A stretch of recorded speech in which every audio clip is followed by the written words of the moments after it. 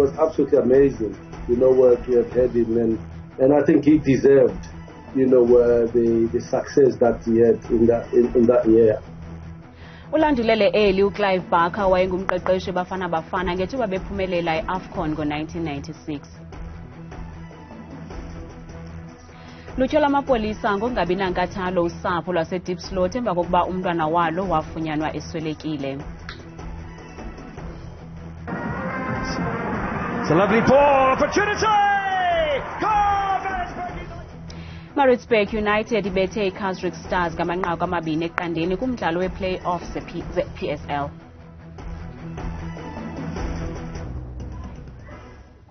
Akasekho emhlabeni lowo ebesakubanga umqeqeshi Bafana Bafana uClive Barker nosweleke ngale mini yanamhlanje emva kwengulo ende eneminyaka engama-78 ubudala. Lo kaBarker wakhokelela iqela leBafana Bafana kwimpumelelo yendebe ye-AFCON ngo-1996 kwaye uqeqeshe isithuba seminyaka engama-43 phambi kokuba athathe umhlala-phantsi ngo-2016. uClive William Barker wazalwa ngomhla wama-23 ngoJuni ka-1944 ezalelwa eThekwini. Uyidlalile ibhola ze kamva waba ngumqeqeshi nalapho aqeqeshe amaqela amaninzi esingabalula kuwo iqela leSantos, i-Maritzburg United, i-Bidvest neqela lamaZulu. Namhlanje sivakele ke isithonga sokuwa kwalo mthimkhulu. At AmaZulu, we are deeply saddened by the loss, but at peace that he is at peace. May his soul rest in eternal peace and rest, and may he rise in glory. He did well for AmaZulu Football Club and he did well for the country. uClive Barker wachongwa njengomqeqeshi weBafana Bafana ngo-1994 kwaye walithatha eliqela walisa kwindumasi yempumelelo yendebe ye-AFCON ngo-1996. It was absolutely amazing, to have had him, and I think he deserved, the success that he had in that year. Absolutely great man and a great coach. Le ndedeba yakwaBarker ngoyena mqeqeshi ube indumasi kwiqela leBafana Bafana. Kaloku nguye nowalithatha eliqela walisa kwindebe yehlabathi okokuqala ngo-1998. Hamba ke uyokuphumla ndoda yamadoda, ugalele ngazo zonke kwade kuphukane ukuhlanganisa. Namhlanje abahlali baseLinmeyer bangene ezitalatweni bevakalisa umsindo wabo kongabi namanzi intsuku ezininzi. Ngiveke ephelileyo bebeqhankqalazela ukungabi nambane. Ukruthwa-kruthwano phakathi kweRand Water neJoburg Water ngunobangela walingxaki. Sekuphele iveki ngoku abahlali baseLinmeyer bengenamanzi emva kokulwela ukungabi nambane kwiveki ephelileyo. Bakwakhala ngokusilela kweenkonzo zonyango ingakumbi kwabo banezidingo ezikhethekileyo. We've got 27 kids staying here, and to try to maintain them clean, to do the washing and to do the cleaning, and especially the toilets. It's been very, very difficult. Abahlali bathi ukunquzulana kweRand Water neJoburg Water ngunobangela walengxaki. But I'm supposed to wash this foot in hot water and soak it there every single day. And the point is we have no water. On us, it's not our issue. It's round water. It's this and that. No one knows anything. Ukanti kunzima kubantu abadala ukuba bathwale amanzi. We can't keep on carrying buckets and buckets of water. When are they going to solve this problem? What happened? I mean, look what happened in Hammanskraal. Maybe it can happen here too, because these trucks that's bringing the water is not safe to drink. Emva kokuphulaphula izikhalazo zabahlali sincokole neRand Water. As we speak now, we are pumping, water is trickling in, some areas are beginning to get water.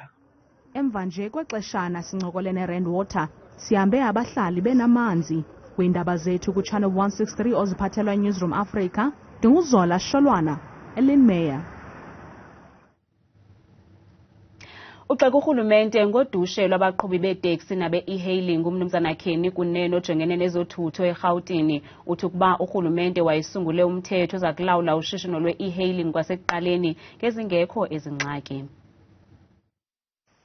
Udushe phakathi kwabaqhubi beeteksi nabe-e-hailing luvuse umnyele kwinto umnumzana uKenny Kunene ojongene nezothutho eRhawutini ayibize ngokunyhashwa kwenkqubo yoshishino lwezothutho kweli. Uthe kwakufanele ukuba urhulumente weli ngaphambi kokuvuma ukuba kubekho olunye uhlobo lwezothutho olusetyenziswayo useke ikomishoni eza kunika ingqwalasela kwifuthe eliza kuza nenkqubo yothutho ye-e-hailing. We've got a taxi industry here that has been there for years. It is actually the backbone of our public transportation. They should have had a commission before allowing e-hailing to operate in this country. Uphinde watyhola urhulumente ngokurhuqa inyawo ekusekeni umthetho oza kulawula olu shishino. Government has been slow. By the way, at the beginning of e-hailing, I spoke to some of the ministers and I said this thing is going to give you problems because it does not speak to the public transportation system or structure of South Africa. It is meant for Europeans and Americans. Ngelixa ebagxeke kabukhala abantu abafuna ukwenza ushishino lokukhwelisa abantu ngokungekho mthethweni nalapho athe ngabo abadala lengxuba kaxaka kudederhu lwevenkile ngakumbi eSoweto.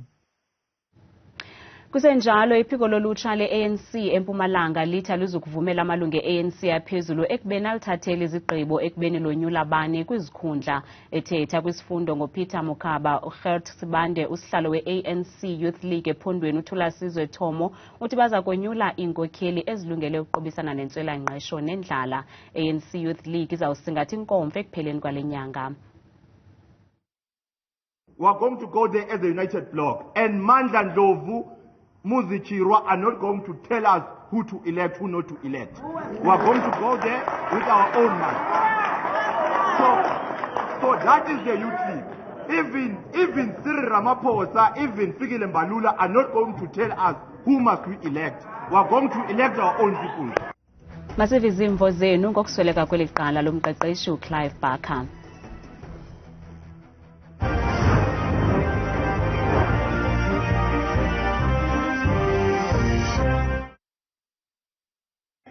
Into endizamkhumbula ngayo uClive Barker iqala eli lomqeqeshi wayevele ithi iBafana Bafana isawukora vela ndize. Ngikhumbula ngo1996 ithatha iBafana Bafana eyibeka ebalazweni waqopha umlando esingasobe sawukhohle. Nguye ke umuntu wayesenza iBafana Bafana idlale. Ngicinga uba mina iBafana Bafana futhi nje ukuba yiyo yagqibela elaxesha. Ngikhumbula xa ivela hamba abaleke ngecala xa igoal ingenile esandusana ukora.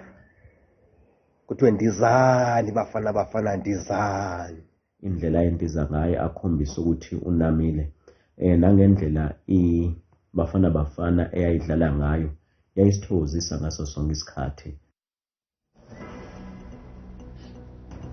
Kanti kuFacebook uviyelwa Shume uthi yangu umphefumulo wakhe ungaphumla ngoxolo ikhona benalo imbeko uthando wabeka ibhola yoMzantsi Afrika kwizinga eliphezulu.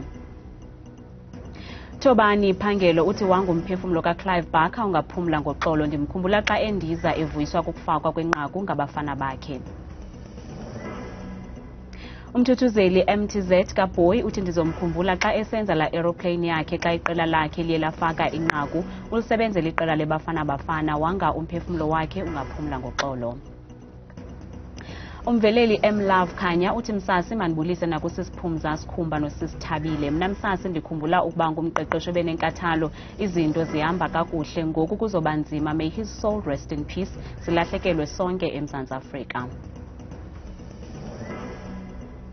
Kanti ungaphefumla kumaqonga ethu onxibelelwano ngokuthi usebenzise le nombolo yeWhatsApp nengu-071 670 2548. Ubekwe kwikhaya lakhe lokugqibela umnumzana Eusebius Mckaiser namhlanje Makhanda eRhini eMpuma Koloni. Mckaiser uchazwe njengendoda ebinothando losapho nenkathalo kubahlobo bayo.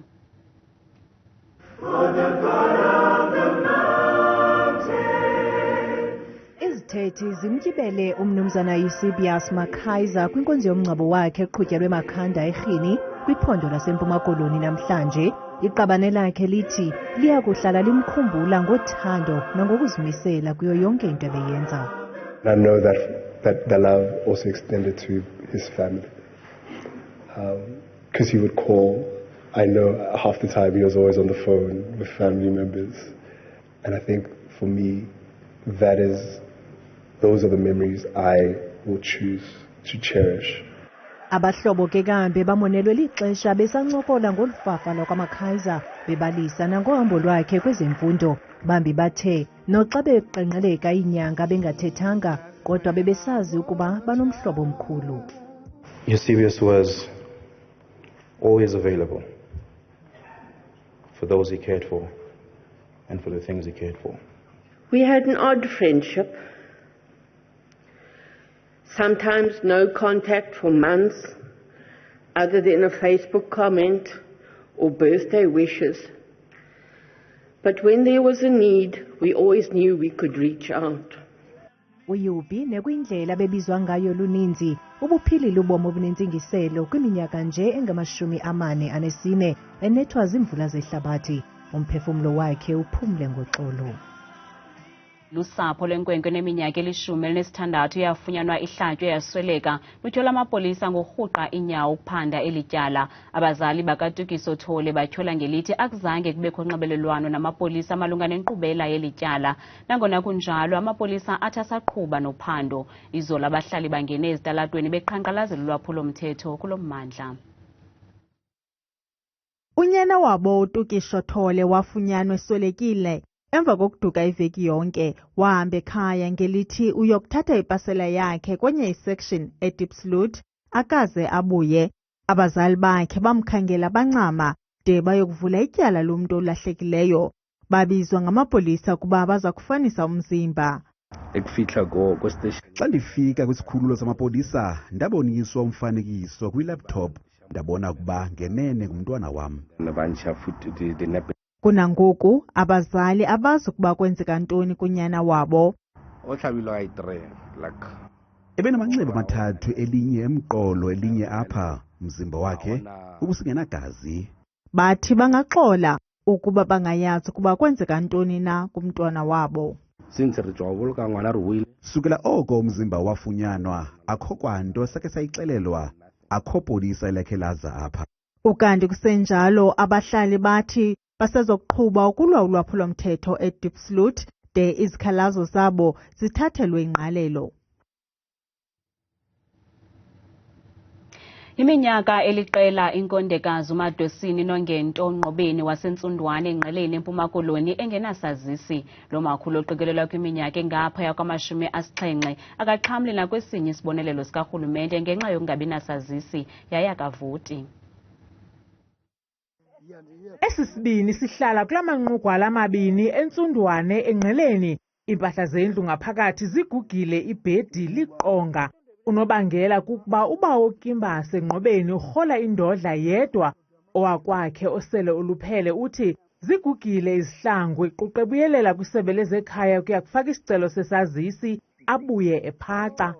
Udala igujuzwa lento elibhasi ngoba sinikwa nolindela sisibuye nje uthi hayi zisibuye sisi ngigximfisa ukugximfisa uku ziphume uzozithombo ziphumayo. Ubawo Kimbase uthi unexhala lokumshiya eyimpula kalujaca unkosikazi wakhe xa enokusweleka. Ukubana uqale kubhubhe mna ndimshiye enje hayi ubomi bam noba ndiyaphuma umphefumlo ngavele bujijeka. Utyhola ngelithi balahlwe kwesinomhlwa ngabasemagunyeni. Ubone umzi udlakadlaka nje befama lo mzi mkhulu akukho nto. Hayi singabantu nje umalahlwa nofele njengehathi. Ukanti amagosa aseburhulumenteni athe azawuphonononga lo mba wesisibini ze ancede ukusuka kwindawo yokuhlala ithutyana ukuya kwisazisi sikamakhulu Nongento Ngqobeni. Kwiindaba zethu kuChannel 163 ngokuphathelwa Newsroom Africa, ndinguntsiki Noyiya entsundwane engqeleni. Imibutho eyahlukeneyo ihambele ilokishi yase-Eldorado Park eSoweto kuya kuxhobisa ulutsha ngamathuba akhoyo emisebenzi. Luqhwabele izandla umboniso wasesidlangalaleni wamakhondo i-Empire Bus Career Expo ulutsha lwale lokishi. Olu lutsha luthe nakubeni luthwembende imingeni yemigulukudu nokuxhatshazwa kweziyobisi kodwa lunethemba lenguqu. lushiyeke lunentshisakalo yenguqu ulutsha lwase-Eldorado Park namhlanje emva komboniso wasesidlangalaleni ngamakhondo i-Empire Bus Carrier Expo. Bathi banethemba lokuba lo mboniso uza kuba likhubalo nakubeni le ndawo ilithafa lamaqela emigewu nokuxhatshazwa kweziyobisi. I can't really blame our youth. It is stressful to be unemployed. There's so much you want to do in so little time. So with this program, I'm not going to lie, it helped a lot. I feel like unemployment is the root of where all criminal activities come from, you know what I'm saying? So I feel like once us as young people, we can occupy our time by doing what we like. Government has let me down, but it was my choice to join the Kimoja program, which is a substance abuse program, which is aimed at helping young people. Ukunqongophala kwemisebenzi kulutsha lwalapha kubangela ukuba uninzi luzibone lungena emigibeni yezenzo ezigwenxa. At the Empire Bus, we're all about keeping the young youth. We take you from the streets. You're on the Empire Bus where you're doing different types of work. We have our media team, we have admin, we have finance, we have different departments within that. Now, this initiative was taken for that because there is an opportunities for the youth. Abaququzeleli bathi liphelile ixesha lokulinda ukwenzelwa ngurhulumente. Ngoku masijonge inqaku lethu lezemidlalo.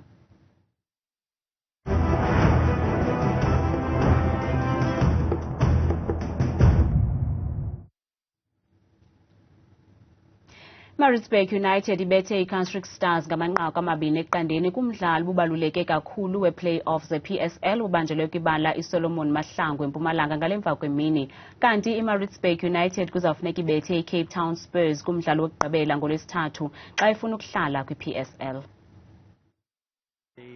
I-Maritzburg United ibidinga impumelelo kulo mdlalo khona ukuze ibe sethubeni lokuhlala kwi-PSL.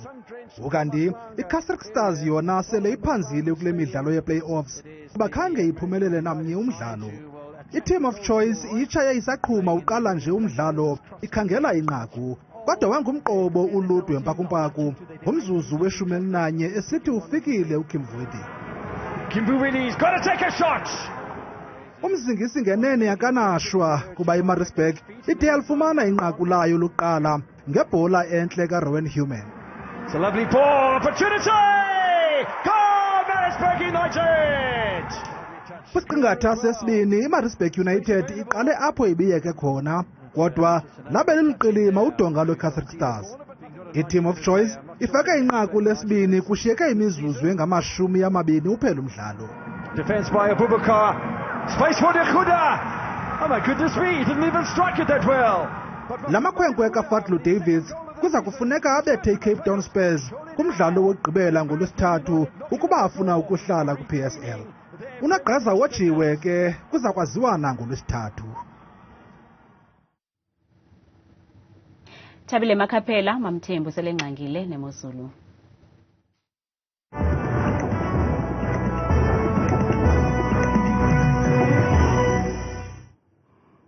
Nkosi kakhulu kuwe mamqwathi apho edeskeni yendaba ndiyakubulisa mzonsundu ekhaya ndikwamkela kaloku koyam idesika yemozulu igama lam ke ndikuthabile umamvelase wakwamakhaphela bethuna nantsi imozulu. Masivule sijoka kaloku phaya empuma koloni umuntu umzantsane ziphunzane ngo-24 degrees omhle kakhulu nje yonke imini ngomso kube njalo ke naphaya eGqeberha neziphaluka ngo-22 degrees naye esacwengile. Mbukelo wami imeko phaya eFree State eBloemfontein ku-17 degrees wezulu elihle kakhulu nje yonke lamini ngomso kanti kuyafana ke emzonsundu naphaya eSasolburg ngo-20 degrees akabi kwahlaba. Kanti yona imeko phaya eRhawutini eJohannesburg eSandton naseRandburg ngo-17 degrees ocoke kamandi phaya ekuseni nangorhatya kanti le meko ibabufana naphaya koFerrine eGenk ku-20 degrees ozolileyo. Yona ke imeko phaya kwaZulu Natal eThekwini ngama-20 kuphela ezulu nje lihle kamnandi phaya ngorhatya ngomso kanti kuyafana naphaya eMgungundlovu ngo-22 degrees omhle kakhulu. Mbukelo wamaphekhaya nantso ke imeko phaya eLimpopo ePhalaburwa ngama-25 ngamafu njangeli phaya ekuseni ngomso kanti le meko kwakhona isaphole kamandi phaya koPulukwane ngo-21 degrees. Ukanti yona yenjenje imeko phaya eMpumalanga eMbombela ngo-26 degrees wezulu nje elimnandi phantse yonke lamva kwedinala kanti phaa ngorhatya ngomso koSekhunda neziphaluka ku-19 degrees naye imbukele ekhaya mhle kakhulu. yona ke imeko kwakhona phaya eNorthwest eMahikeng ngamashumi mabini abe nesithathu kusemnandi phaya ekuseni ngomso kanti itshintshe imeko kwakhona phaya koRustenburg kusekuhle kakhulu ngamashumi mabini ekhatshwa sisibini. Mbukelo wam ekhaya nantso ke imeko yethu phaya eNorthern Cape eKimberley neziphaluka ku-21 degrees naye imbukelo wam semhle kakhulu phaya ngorhatya ke nantso ke imeko phako Appington ku-25 degrees naye uzole nje kamnandi yonke imini yangomso. Ukanti yona imeko phaya entshona koloni eKapa ku-16 degrees ekhashwa ke mbukelo ekhaya zezazikhukhula zemvula kanti siyayiqukumbela siyivala imozulu ngeGeorge ngo-18 degrees ozolileyo. Ndikuqhude bethana ungozi umamvele yasemna ndikuthela kangaka xesha lembiyoli.